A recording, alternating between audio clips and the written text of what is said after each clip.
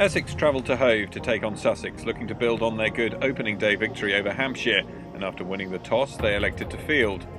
Sussex were making their bow in this year's tournament, but the openers, Nash and Joyce, struggled to find their timing and failed to capitalise on the first power play.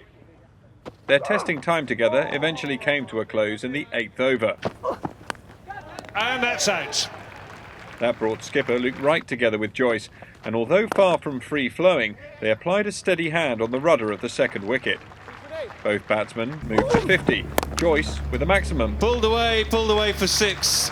This time finds the middle of the bat and goes to 50 in some style. Wright joining him on a half-century not long afterwards, as the partnership reached 108. Well played, Luke Wright, very well played. But that was where it was to end.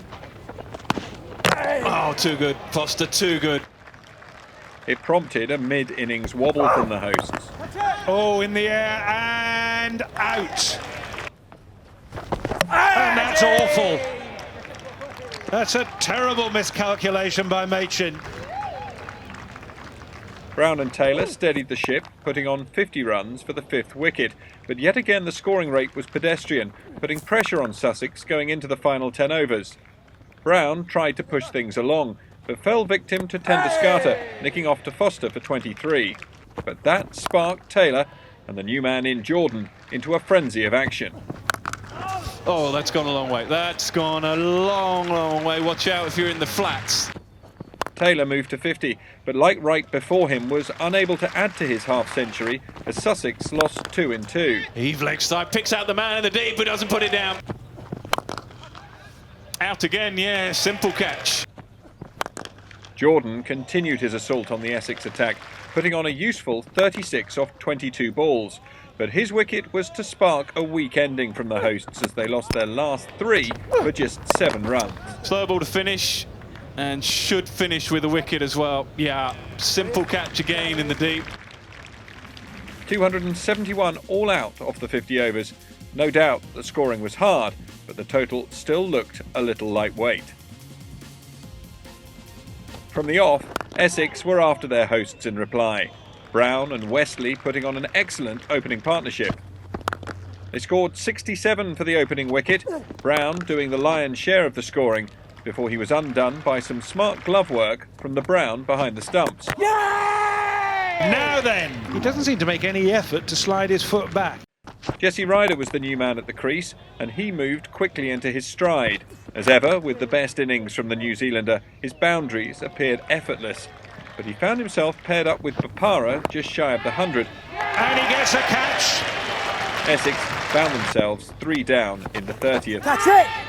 Yeah! Great catch. Ravi Bopara goes.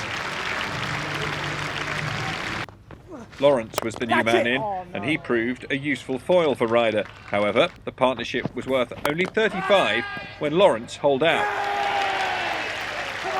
Ryder was now joined by Ryan Tenduscarter, and they went into the final 10 overs with 83 required to win. Both batsmen struck maximums as they brought the target ever closer. Bosh. Gone a long, long way. And with the final ball of the 47th over, Ryder brought up his century. 100 for Jesse Ryder in some style as well. He's absorbed all the pressure that came his way, that came his team's way. Still, 22 required off 18, and there was a further twist in the tail as Jordan returned. That put the onus on Tenduscarter, who responded in some style. Big, goes massive. Make that 6 more, biggest hit of the day to Tenduscarter. Essex will feel they're almost there. However, it was Zaidi who scored the winning runs, complementing his useful performance against Hampshire 24 hours beforehand. What a run chase from Essex. They now win their first 2 games of the competition, and both in very tricky run chases. Essex winning by 5 wickets with an over to spare. Ryder the outstanding innings of the lot. Tenduscarter with a vital 48 off just 30 balls. Essex 2 from 2, and they sit on top in the South Group.